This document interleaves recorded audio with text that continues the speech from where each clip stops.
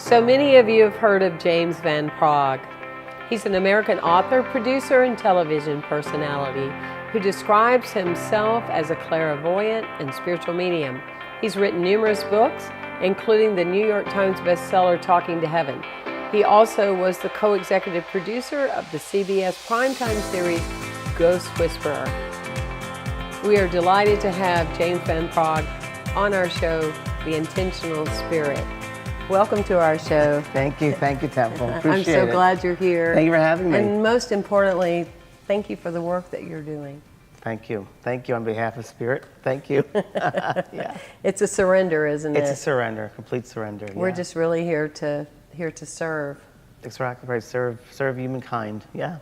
You know, with your gifts, I know that there's a story about you that you shared with your mom. Yes. That you actually told her, you know, yes, I had a good night's rest, and there were lights all in the room. And, yes. You know, and your mom kind of says to you, yeah, those are your angels. Yeah.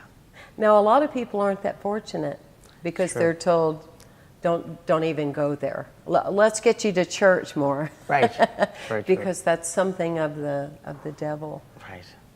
With you being so validated so early, did the path just continue from there? Well, yeah, for me as a child, and people what you're referring to, when I was saying prayers with my mother before going to sleep, I would see these lights and beings at the end of the bed, and I did ask her, who are those people? And she said, those are God's angels. They'll always take care of you. You have nothing to fear. And that, to me, as a child, it was encouraging. It was okay. I didn't have any judgment or opinion on it because as a child I was just open to the experiences, as every child is, and children measure their world by their experiences. They don't know any better. Yeah. So to me that was kind of very natural and normal, and it was great that my mother validated this. I'm sure that if it wasn't that way, that she didn't validate it, I might not be here today in this role. But yeah, it was reassuring, but it also shows me that we pick our parents and our family before we come back into this world. I think as soul groups, we pick those people who will be in our family and who are going to be significant in our lives. You had the right tribe, so we say. The right tribe. That could just support you from day one. Yeah. How fortunate. Yeah, and I think, of course, I was meant to do this work. When I was in my 20s, early 20s, I moved to California from New York to be a sitcom writer because I thought I was funny, and I wanted to make a living from it. You know what, you are. So, thank you. So I have a degree in broadcasting, actually, from San Francisco State. And it was funny because then I moved to LA to pursue this and how the spirit world works, very, very different ways and roads in and out. And I ended up seeing a medium. I went with a friend of mine to see this man named Brian Hurst, a British medium. I didn't know what a medium was. And I just went to humor her. I said, okay, I'll go along with you. And the first thing he said to me when I walked in the room, he said, you're a medium, and you're going to help change the consciousness of the planet. And I said, wow. I just want to be a sitcom writer. I don't want to change the consciousness of the planet. Right. But 35 years ago now, I look back, and that's happened. I've helped to change the shift, if you will, of people's ideas of life after death, of spirituality in respect to passing on and what death is about, and taking away the illusions and making it real, I guess you could say. I'm fortunate to be able to be one of the ones that have helped doing that.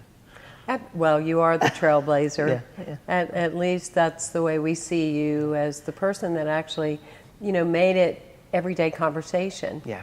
And made it that it's okay to talk about this, because that's really ultimately the whole idea of, for example, Jesus's message. Right. You know, exactly. Buddha's message, but Jesus was just saying, "I'm right over here. Exactly. I didn't really leave. I'm just right here." And exactly. And so, and it was made into something else. Right.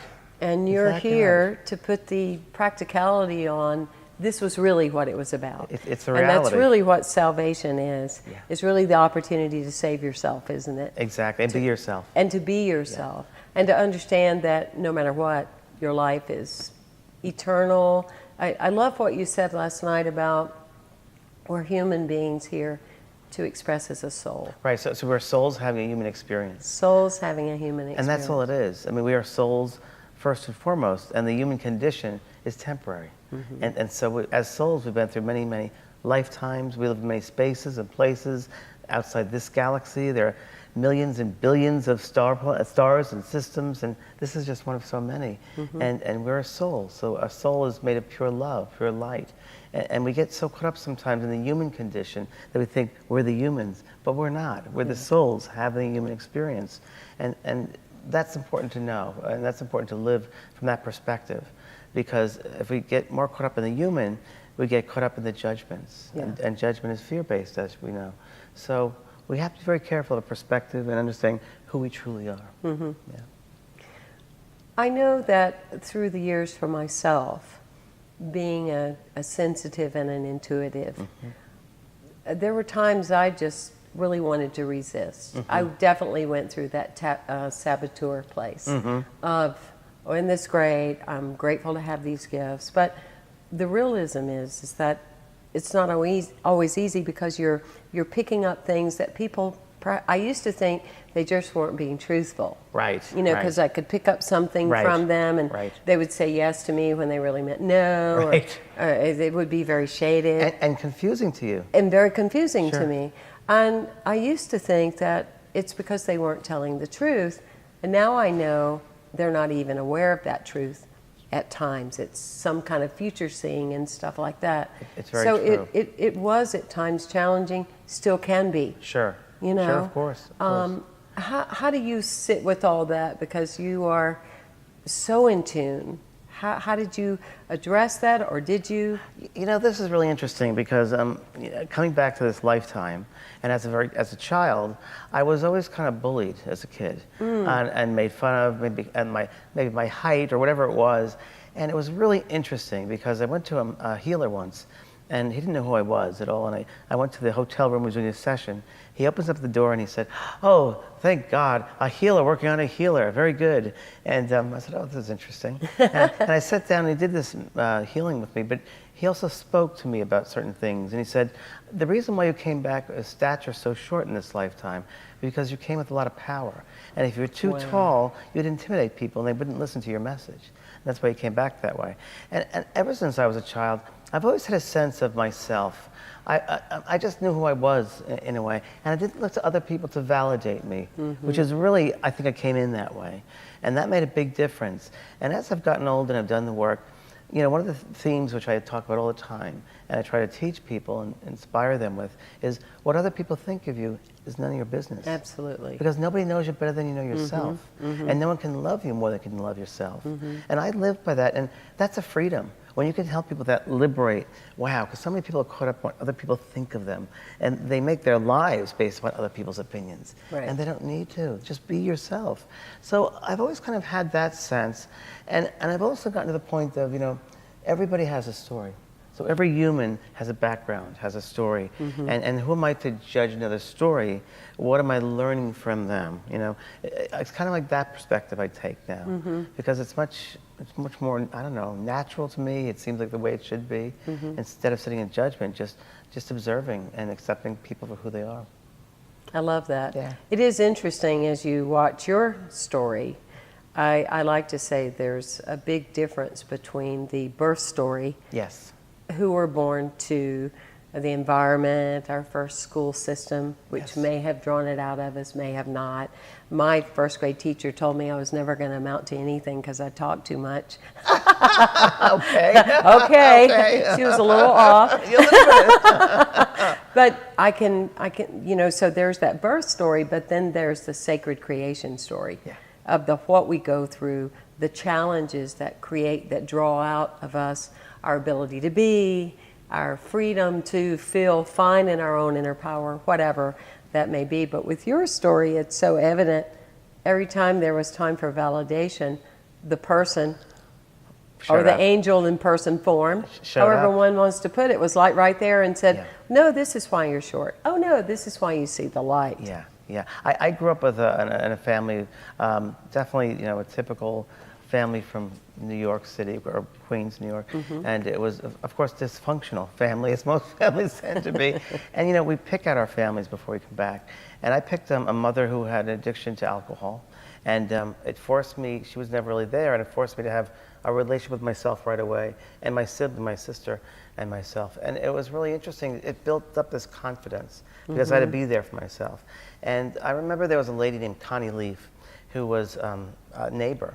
And really through Connie Leaf, she helped me also to believe in myself. And she said, you know, you're something very special. Whoever you are, just a special person, and you're unique. And she didn't know anything really about me. But it's through her value of me and a belief in me that also helped me to believe in myself. And my first book, Talking to Heaven, is dedicated to Connie because she really was, talk about an angel in your life that really inspired you. She was definitely the one that did that at a very young age. So we do have all these beings that come into our lives, teachers, guides, angels, who do inspire us.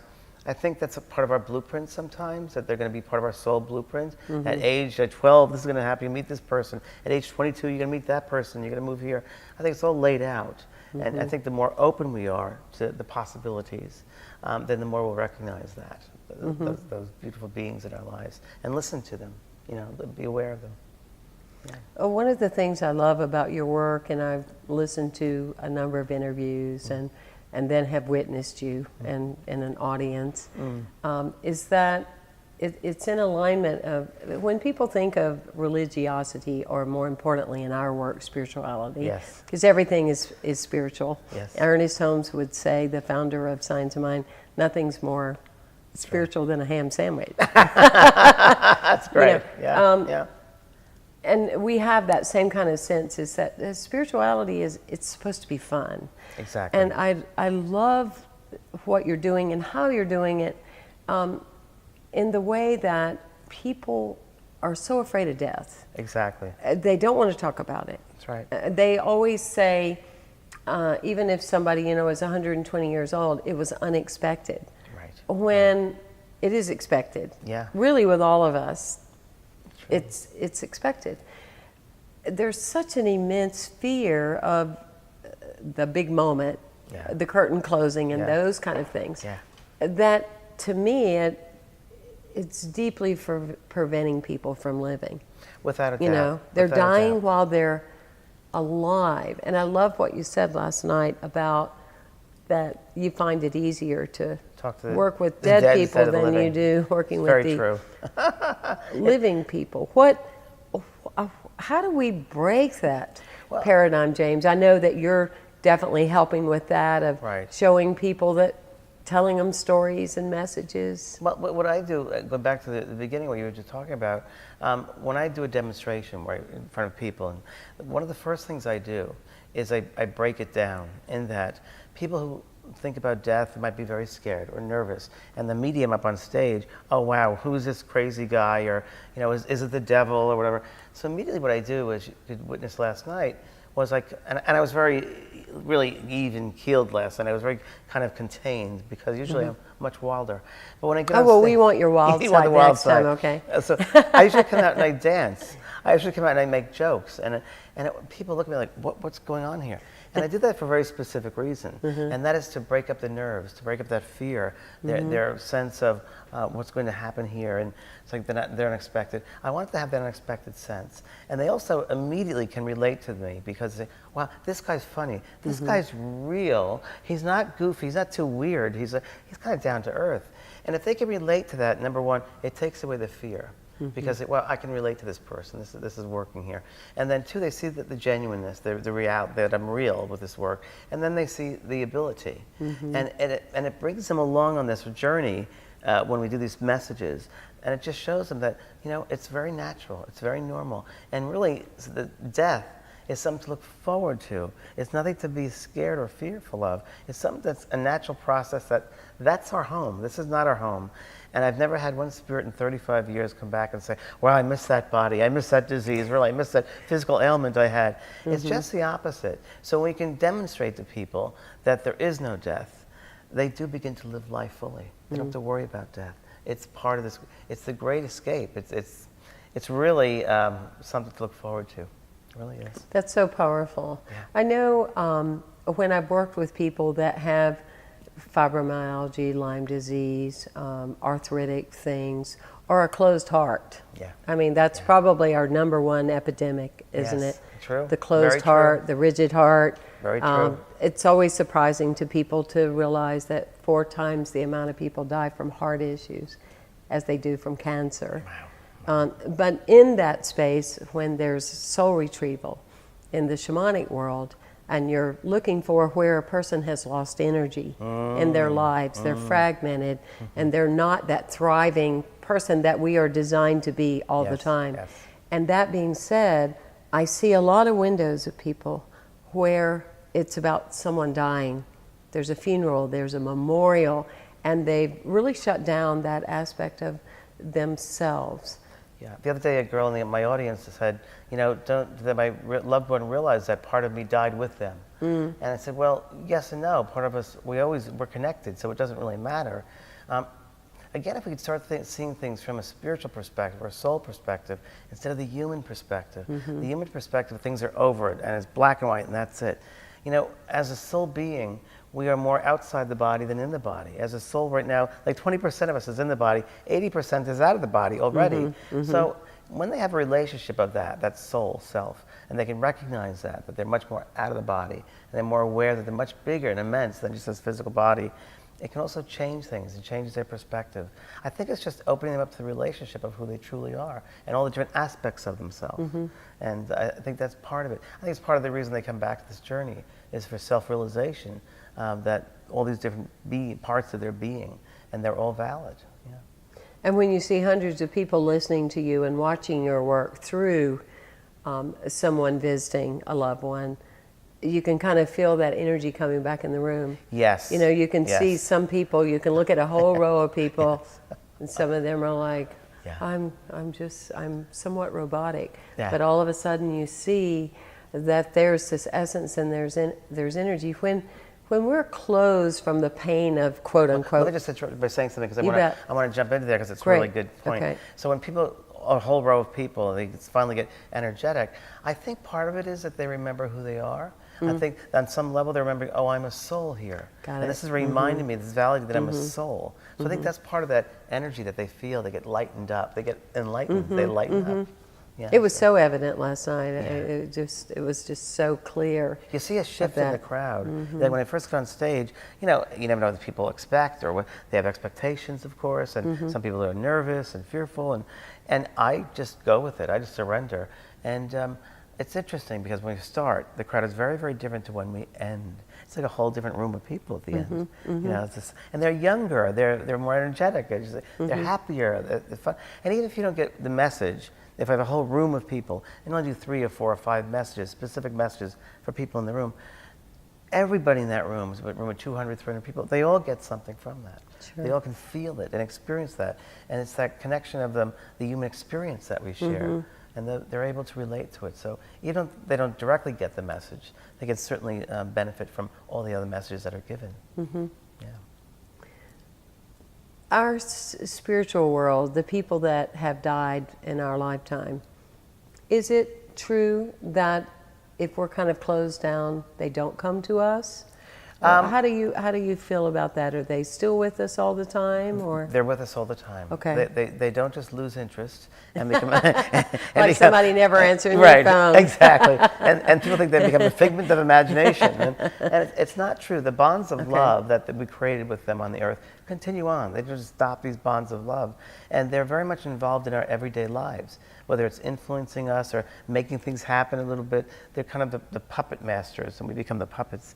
And so they're still concerned about us, and it's just us sometimes that close down. Sometimes we're not willing to open up our mind and to see something over here or over here. We want it right in front of us, we want to hit over the head, and it's very subtle. And we just got to be open to the subtleties, and we'll be able to see and hear and feel them more.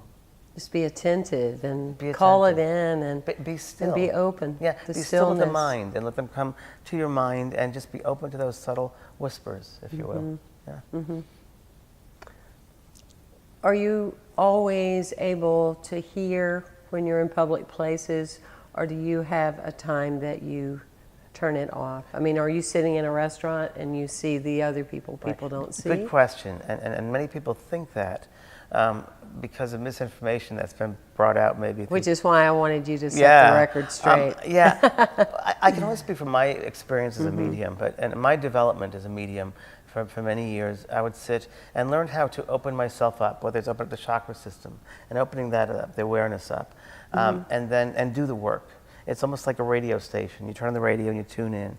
And then when I'm finished working, I tune out, I turn down, I bring down my energy, and I lose, if you will, my attention to the other world. Okay. So I'm not bombarded by them. Okay. And that's really important in developing mediums, that they realize you can't always be open, because it is dangerous in that your adrenal system is being affected. And if you're always on all the time, you can eventually burn out the adrenals. It's like having a ceiling fan, and the ceiling fan, if it's totally on all the time, constantly, it's going to burn out the motor. Yeah. So we've got to be very aware of that, and everything in moderation. Okay, sip of water. You've been doing this 35 years, so... Yes, I'm old. No, you're not. You have the energy of someone in their youth. Yeah. 4 planets in Leo. 4 Me planets in Leo. too. There we go. Oh my goodness. Yeah, The story will continue. Yes. What would you say, I know you have thousands and thousands of stories with what you've seen. Yeah. Do you have a favorite? Oh boy. Or one of many well, favorites? there's one of so many. I mean, I've done so many messages from the spirit world. And then every time it happens, it's a miracle to me. It really is. But one that stands out, probably 2 years ago this happened. I was in Maui and doing an evening of messages.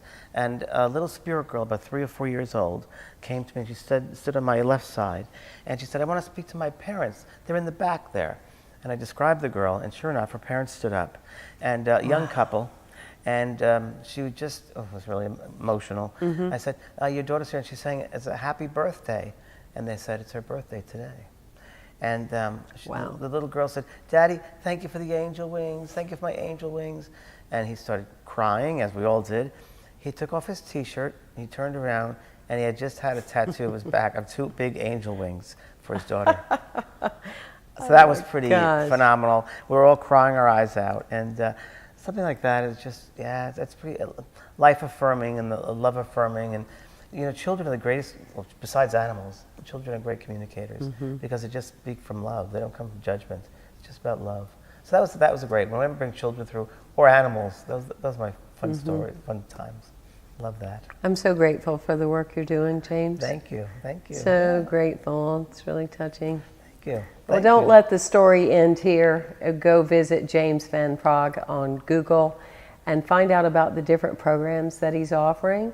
And now's the greatest time to do it. You know, mediums are out of the closet. It's now an everyday conversation. And so many of you have gifts out there. Allow them to unfold and let them be validated.